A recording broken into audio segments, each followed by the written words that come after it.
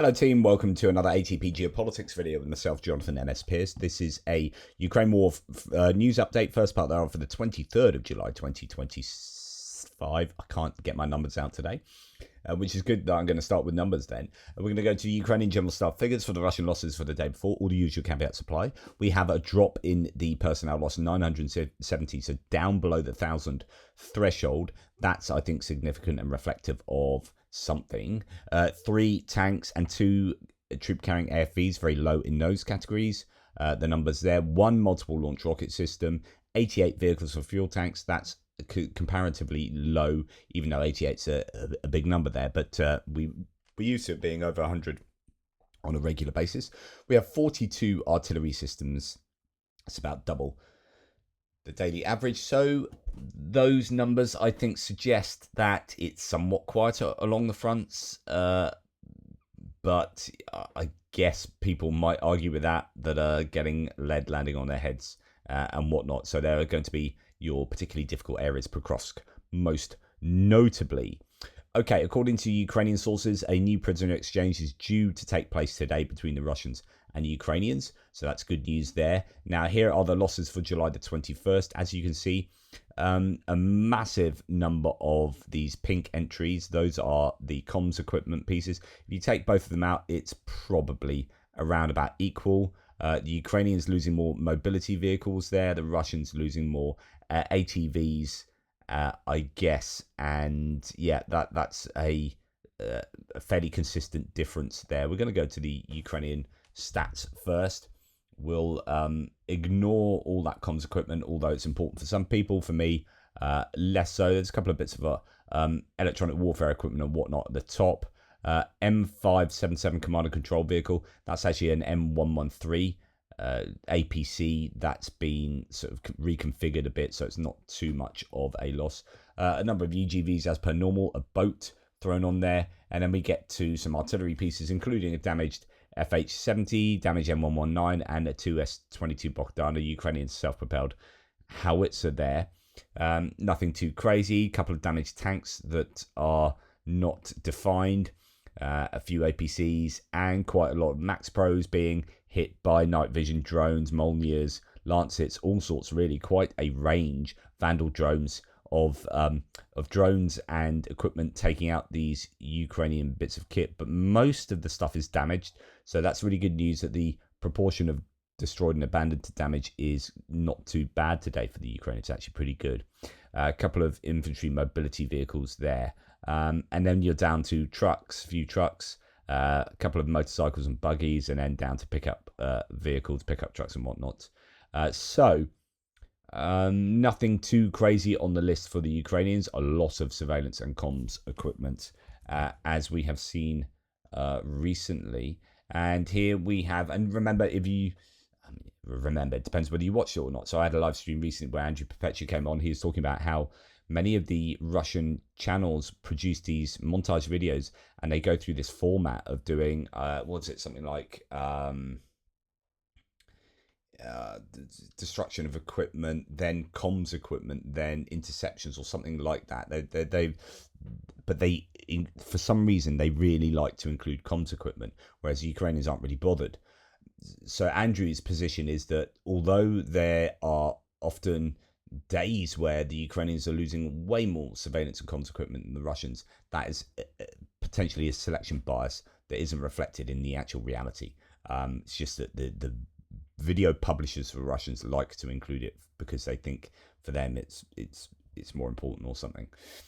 Anyway, the Russians losing their own comms equipment and Starlinks here too, not quite as much. Nebo M and a 92 N6E radar. So those are high value bits of kit already, in my opinion. You know, those two getting damaged is worth the rest of the list for the Ukrainians. I mean, these are really high value bits of kit that the Ukrainians would want to hit on a regular basis if possible. Then we have a TOS-1A thermobaric launcher damaged there, a few other bits of kit. And then we come down to a couple of tanks, one being a track garden shed, some infantry mobility vehicles, nothing too crazy there, and then on to a whole host of motorcycles, quads and golf buggies, and then the usual civilian vehicles there, including quite a few party lobes today. So yeah, I think the main thing to look at there are the 2 radar systems being damaged. Don't know what the BDA is on those bits of kit, and whether, I mean, something as sensitive as that damage can be quite critical, really. It's not just like a howitzer having its wheel blown off or something. Or it could also be that on a radar, though, I guess. But I would hope that even if it's damaged, you know, it would still be inoperable to some degree. Right. Big news from yesterday for the Ukrainians. I reported this in my live stream. A Mirage was lost. It wasn't shot down. There's a mechanical failure, and the pilot ejected and is safe and sound. But yeah, they have lost the Mirage 2000. These are older planes to some degree. They will maybe be more susceptible to maintenance issues being older. But yeah, definitely a huge loss to lose a plane. At least they didn't lose the pilot. They're investigating that, and I hope the French can get some more. I hope they can get some more Mirages anyway. They are training more Mirage pilots, or pilots for Mirages. So alongside of that, let's hope that there are some more Mirage planes. Big loss, though, for the Ukrainians there. Now, here we have a video of HIMARS rockets striking a S-300 battery. This is great news in Belgorod. Difficult to work out how much damage is done. They also targeted Russian radar systems, one of which is part of an S-400 complex. And I'm guessing that's where Andrew Perpetua is getting his radar. Probably not the Nebo there, but maybe the other radar components being taken out. But yeah, not exactly easy to work out BDA from this video, but good to see the Ukrainians still managing to take out some of these complexes there. I mean, you've got a couple of launchers back there. You just hope that they could absolutely shellac all of that equipment, but it doesn't seem like they were able to for one reason or another. Then we have a bit of footage just going around this morning. I can't quite work out what's going on here. So you have a pontoon bridge, a Russian pontoon bridge, taken out by the Nemesis group from the 412th Regiment of Unmanned Systems. A hexacopter drops some kind of grenade or IED into, I don't know what that is. Looks like a white bucket on top, or I don't know, some damage that already exists in this pontoon.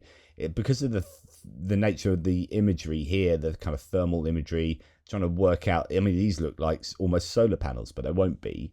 It's just like the negative of or the kind of contrast of this video footage. But yeah, is that drop below?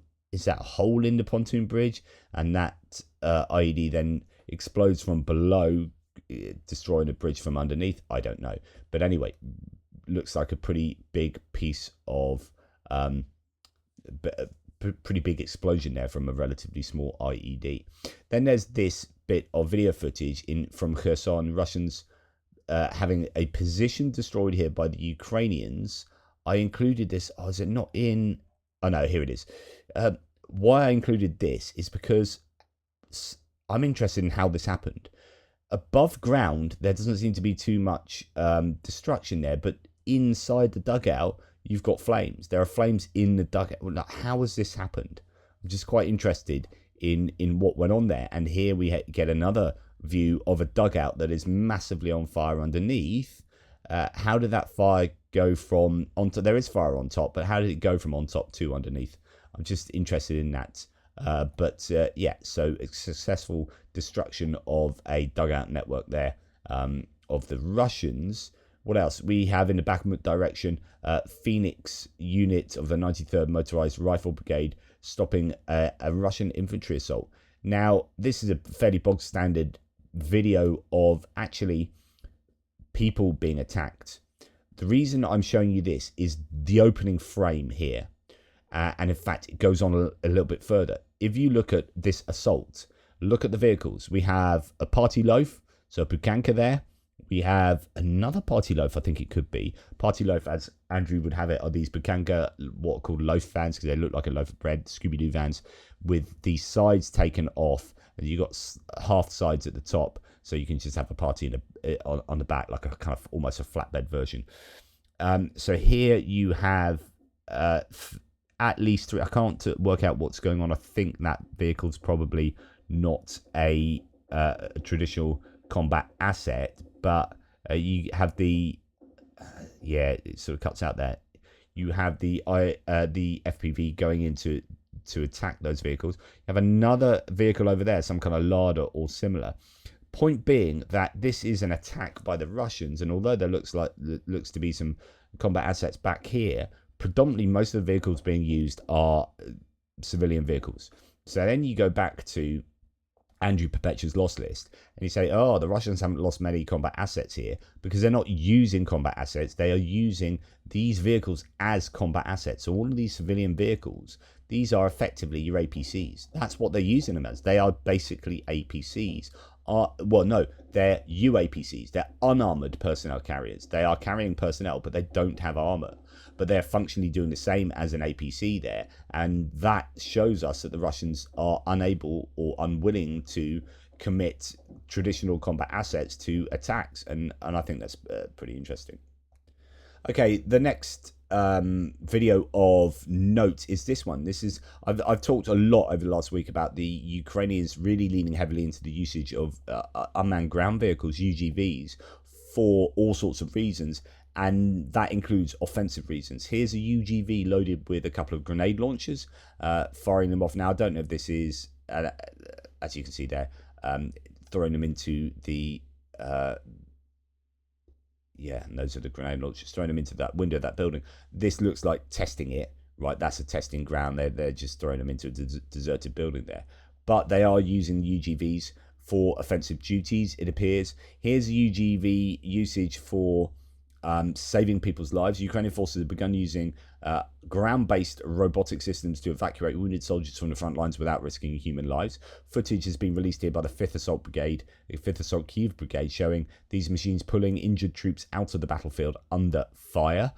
So really good to see UGVs getting used, because of course the more UGVs the Ukrainians use, the less they are relying on their own soldiers to do these very dangerous acts under fire, right? And you'd rather lose a UGV than a human being. So they're interesting. You've got a dog there just sitting around in the contact zone, around the contact line. But yeah, UGV evacuating a wounded soldier there from the front line under fire, and I believe successfully so, getting him to his mateys there at the end.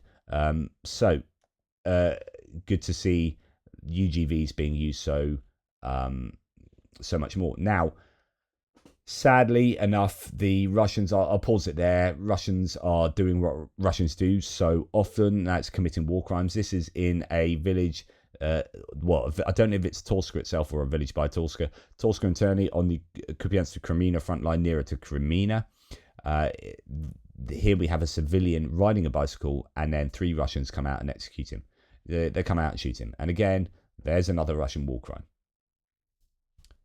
It is despicable, and we have so much evidence of it being an endemic issue. The Russians just do it an awful lot. It is systematic. Okay, Ukrainian media have reported that in Moscow, unknown individuals set fire to a Mercedes-Benz ML350 belonging to Volodymyr Petrov, head of the Petrov engineering company that produces drones, motors and generators for the Russian military. The incident occurred 2 days ago, sorry. So this is a sabotage attempt. I don't know if it's just a message to him or whether they were trying to take him out as well. But his car has somewhat burnt away, stopped being a car. Right, we hear sadly of the commander of Ukraine's elite police force brigade dying in a car crash, and I think this is a veteran officer who's quite well regarded here. Commanded the Lut Brigade, a unique frontline formation made up of Ukraine's elite police forces. Sadly died in a car crash. I don't think there's anything untoward happening here, but really sad to see a real prominent person falling foul of a road accident and sadly dying. That's something the Ukrainians clearly did not want to happen. And did Putin just make a mistake he can't come back from? I almost reported this a couple of days ago, but I was thinking it was a genuine health issue. I don't know. You never know with the Russians, right? A lot of people have died of heart attacks, but I think she did have an illness. Who is she? She's a recently appointed head of the Supreme Court, and she's ended up dying. So the analyst does a little thread on this, so I'll read it. Did Putin just make a mistake he can't come back from? This is Irina Podnosova, head of the Supreme Court of the Russian Federation. She took the position a year ago at the request of Putin. She mysteriously died a couple of days back, apparently having disagreed with a ruling demanded by the Kremlin on a state confiscation case. She is one of Putin's oldest friends, one of his classmates, one of the St. Petersburg mafia backing Putin, who eventually repaid the favor with his largesse when he acquired the presidency from the adult brain of Boris Yeltsin. She took the Federation Chief Justice role on a direct nomination of Putin only last year, considered a foundational supporter and confidant of the president, one of those few people he would listen to and did influence him. There's a tiny group of the St. Petersburg set who are regarded as untouchable even by Putin because their power and connections and immense wealth are what got him where he is, and in many ways ensure he stays there for his own sale and theirs, for his own sake and theirs. She was unmarried, considered untouchable, yet it's known she took the job seriously, being his lifelong lawyer. Suddenly she's dead. Did Putin just get rid of one of his untouchables? If he did, the others will not be happy. It means he has lost trust even in them, the paranoia finally reaching deep into those closest to him. These are the people, possibly the only ones, who could act against him. Is he warning them, or will they see it as a step too far? The state of war and the economy already, in their view, is a gross misjudgment. They will not act fast. It will come when least expected. And if he doesn't get to them first, Podnosova was the weakest of them. She may be the beginning of his end. So you can interpret this as being really, really bad. I just thought she had actually died of an illness, but you never know with the FSB. People have died of heart attacks very suddenly of late, and the FSB clearly have their fingers in those very macabre pies. So anyway, the Supreme Court, the head of the Supreme Court has recently just died, and it might have more serious implications than one might have otherwise thought. Russia has launched overnight, or did launch overnight, 71 Shahed type and decoy drones from Kursk, Milarovo, Primorsko-Akhtarsk, and occupied Crimea. Milarovo is an airbase that was struck 2 nights ago, so that could be why they were trying to strike that. It is a launch site for these Shaheds. Ukrainian air defense shot down or suppressed 27, and another 18 were neutralized by electronic warfare. So that makes 37, 45 out of 71 isn't great. That is 26 that then got through to probably hit their targets. I'm thinking that over the recent weeks, Russia has hit Ukraine's military industrial complex quite a lot. Like, it's interesting that we're not seeing as many drones as I was expecting from the Ukrainians.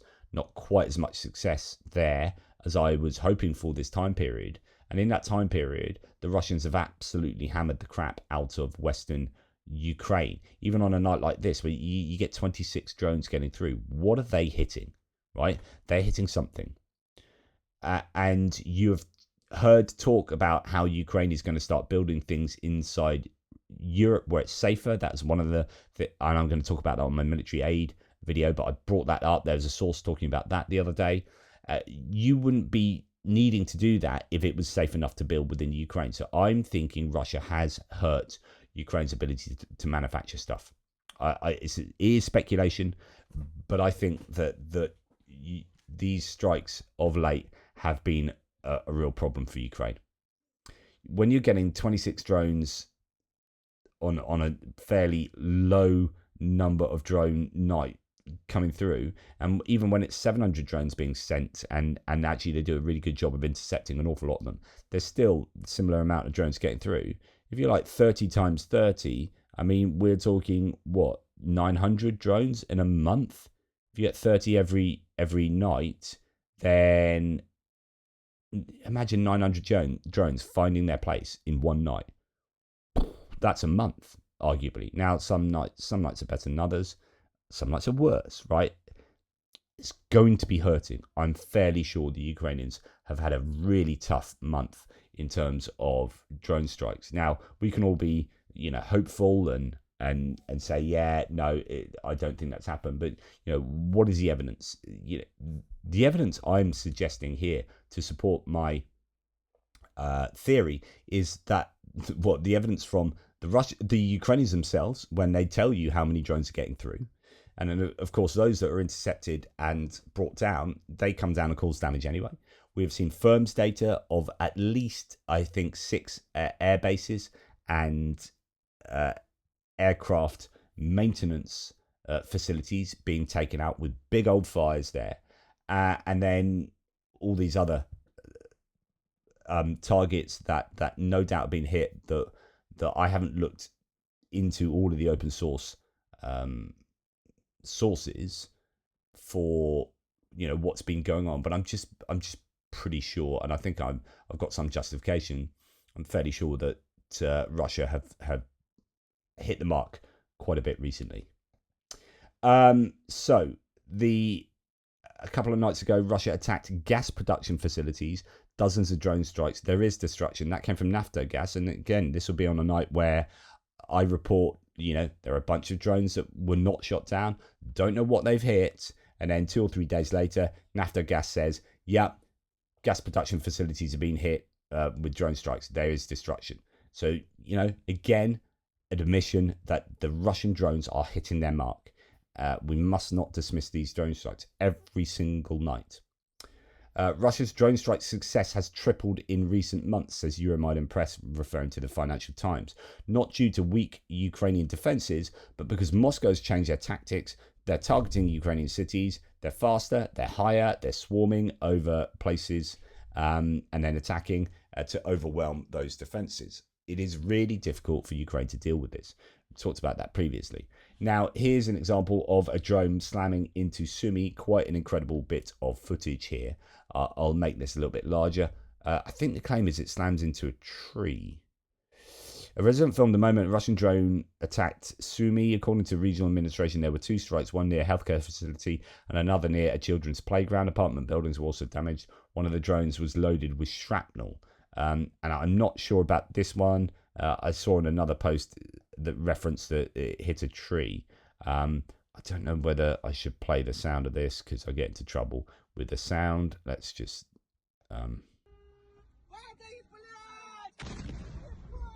So that just goes over the top of his car, if you see there. And then you hear the explosion. There it is. Just... No, I've missed it. There. That's a frame. So that drone slamming into somewhere in Syrskyi. Wow. As it's a busy day on the roads, people are driving around in a broad daylight. Drone slams into a residential commercial area, something like that. That's what the Russians are doing all the time. Now, the Ukrainians last night, they did strike at least somewhere. Novocherkassk logistics hub was hit. I think a railway logistics hub. Some explosions caught on camera. Russian Telegram channels report of a drone attack on a railroad junction in Novocherkassk in the Rostov region. The junction connects Russian strategic directions and is used to transport Russian equipment, ammo, and fuel towards the front line. So hopefully some success there for the Ukrainians.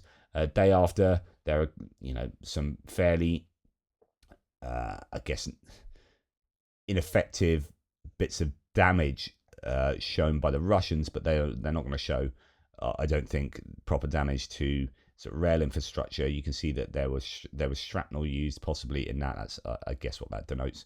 But certainly a big explosion scene in some video footage of strikes there. We keep hearing this. I'm hearing this every day.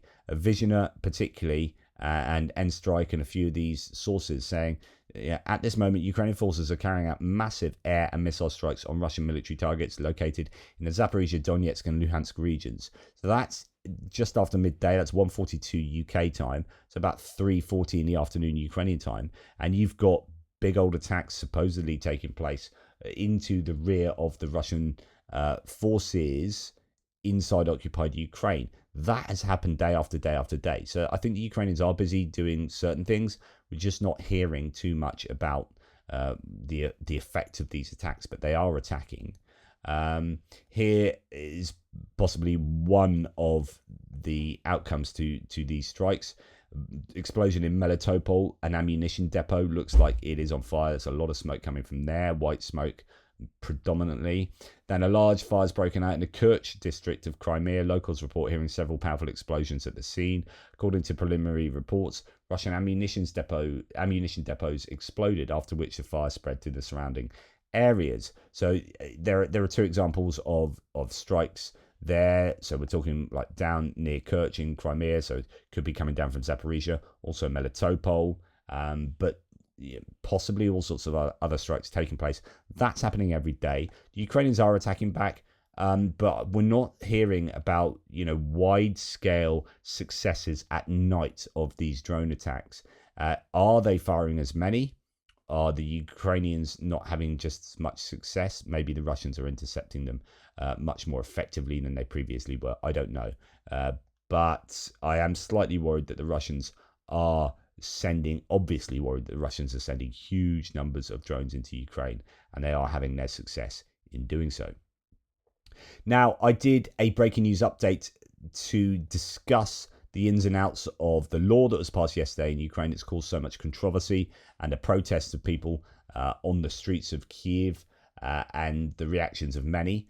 Just a reminder, and Yaroslav Trofimov says it well here, that Ukraine, unlike Russia, is a democracy with a strong civil society. Despite all its problems, no such protests would be allowed for a second in Moscow. So, just remember that they have the right to protest, although actually they shouldn't do after curfew, but they were allowed to do so.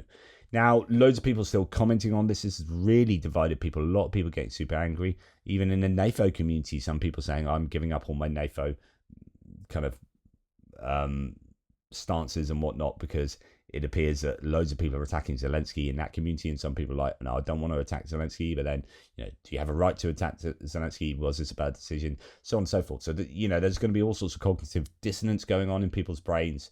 People who really strongly support Ukraine, really want to support Zelensky and what he's doing. Then if you have a situation where Zelensky's making an absolute blunder, then how do you deal with that, right? It's quite difficult to cope with evidence against core beliefs. But then, is Zelensky doing that with justification? No. And that's kind of what I was looking at in my first video. Here we have Visioner saying that Zelensky's convened the heads, and this seems subsequent to my earlier video today. He's convened the heads of all of Ukraine's security and law enforcement agencies, including the heads of SPU, the Security Service, NABU, the National Anti-Corruption Bureau, SAPO, the Specialized Anti-Corruption Prosecutor's Office, NACP, National Agency on Corruption Prevention, SBI, State Bureau of Investigation, the Minister of Internal Affairs, and the Prosecutor General. So getting them all together, he said, quote, "We are all listening to what the public is saying," and this is really important. Like, the public need to feel like they are being listened to, because otherwise it does look like dictatorship, right? Or not fully dictatorship, but more authoritarian, right? So he has to play his hand really cleverly now, because international agents are looking on. Ne'er-do-wells like Marjorie Taylor Greene are making hay while the sun shines and using this to attack Ukraine and Zelensky. He has to play a blinder from now on. So he said, "We are listening to what the public is saying. We agreed that everyone will work constructively only. Within 2 weeks, a joint plan must be prepared, outlining what steps are needed and what actions will be taken to strengthen Ukraine and resolve the current problems," the president of Ukraine stated. Like, the only way I think out of this is, if he is going to double down on doing this, is, flushing out any issues there are within these anti-corruption agencies that make themselves compromised or corrupt, right? Flush them out and then give them back their independence, or get some kind of oversight from outside. If you're going to do this, let this be a short-term thing. Hopefully, written within the report in 2 weeks is some provision for returning these agencies to independence. But I don't know. This is going to be a tough one, I think. Now, Syrskyi, the commander-in-chief for the Ukrainians, has been interviewed in the Washington Post. This is Syrskyi saying, "We have highly motivated and courageous soldiers who can move forward, but they need modern, reliable means of protection. So more equipment's needed. Last summer, we were harshly criticised because we defended and retreated. I had to do something, let's say, extraordinary, and that was Kursk. So the idea was that he needed to do some kind of big counter attack to get momentum back, and that's what they did. And I think it was on balance successful, but unfortunately they were pushed out. North Koreans didn't help.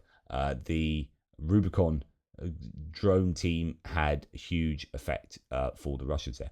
During the operation in Kursk, at least 80,000 Russian soldiers were killed or wounded. Ukrainian losses were much lower, so he's building that up as a success. Visioner here summarizes the points by Syrskyi in the interview, so we don't have to read it all. Here they are. So the commander-in-chief of the armed forces of Ukraine urges Donald Trump to provide longer-range missiles and permission to use them against Russia to bring the war onto enemy territory. Deliveries of ATACMS and Taurus missiles without usage restrictions would help destroy Russian weapons production facilities within range. 100%. Of course. Will that happen? Probably not. Amid ongoing Russian airstrike campaigns, Syrskyi emphasized the urgent need to increase air defense supplies. Fresh deliveries of Patriot systems, drone interceptors, and light aircraft could help protect Ukrainian cities from aerial terror. So it's interesting he's including light aircraft there. Is that happening? Yes, that is looking like it's happening. I don't know about light aircraft, but that should be dead easy. A bunch of Yak 52 equivalents. He also stated that Ukraine needs an increased supply of 155mm shells and armoured fighting vehicles. Interesting. We have highly motivated and brave soldiers capable of advancing, he said, but they need modern and reliable protection. That's what we just heard. Now, this is interesting because the US has now done possibly the first thing to help Ukraine from its own resources in the last 24 hours. I haven't reported this to you. I only kind of found this out last night. But they have signed a contract with BAE Systems for $9 million. It's not a lot, right? This is small fry. But they've signed a contract with BAE Systems to refurbish Bradleys. And it appears that that could be for Ukraine's benefit. Don't know it's 100% the case, but there is a contract to refurbish Bradleys. Good. Right. Last summer was really difficult for us, Syrskyi said. Russia had planned further large-scale offensive operations, including attacks on Sumy region. It increased drone production and introduced new financial incentives for enlisting ground forces. So, drones increased, numbers of personnel increased. Big issue for the Ukrainians there. Then came the Kursk offensive, which drew part of the Russian military away from the Ukrainian front. Roughly one-third of Russia's guided bombs were used in the Kursk region instead of in Ukraine. Russian fiber optic drones appeared on a battlefield for the first time in Kursk. North Korean troops were not deployed in Ukraine, but in Kursk. During the Kursk offensive, Russian forces suffered 80,000 killed and wounded. Ukrainian casualties in that battle were significantly lower. Syrskyi is soon turning 60, but he says he will not retire. According to him, he can still do 100 push-ups in one go, despite aides saying he rarely, if ever, sleeps. Goodness me, he must be a super busy person. Someone below saying cocaine, it's just not for breakfast. It's not just for breakfast. No. Okay. Russia has apparently sent a new regiment formed in Chechnya to southern Ukraine, said the Southern Defense Forces spokesman person Vladislav Voloshin. The unit created in Kankala now includes 4 battalions, with the latest arriving 2 weeks ago. It's the Russian ability to keep generating forces. This is so concerning for Ukraine. They cannot match the recruitment and the mobilization that the Russians are able to generate. And they have to do their work with drones and distance weapons. And now you have another big regiment of Chechnyans being thrown into the mix. Now, this is Chris Wiki. I don't know if this is a particularly long thread, but it's one to do with corruption. So very quickly, at least 226 million rubles, so $2.88 million, is reported to have been stolen during the construction of border fortifications in Russia's Bryansk region. So you've got Belgorod, Kursk, and then Bryansk going right to left. The deputy governor, Nikolai Simonenko, has been raided by investigators pursuing a criminal case. I presume his house has been raided and not him. I don't think they raid his body. but you never know. Bryansk has become the third Russian region bordering Ukraine to become a focus of scandal over corruption in the fortification program after Kursk and Belgorod. So all of those three governors and people in charge, they've been investigated, and there's wide-scale corruption. Kursk's governor and deputy governor are currently detained and awaiting trial. The corruption scandal in the Kursk region is reportedly the reason why another former governor, Roman Starovoyt, has shot himself on the 7th of July. He was said to have been about to face charges over a $190 million fraud, so on and so forth. So, you got Belgorod, you got Kursk, and now you got Bryansk, and wide-scale corruption in the Russian ranks. Now, third round of talks is due to begin today between Ukraine and Russia in Istanbul. In fact, the plane has left, so they're on their way there. Zelensky's appointed a delegation to be led by National Security and Defense Council Secretary Rustem Umerov. So he's a former defense minister, now doing what he was doing anyway, but not having to be defense minister as well. And that was one of the criticisms, that he was just doing too much and not spending enough time in Ukraine. Now he can have the permission to go and do these big, very important, obviously, negotiations with different nations over weaponry and, in this case, over peace.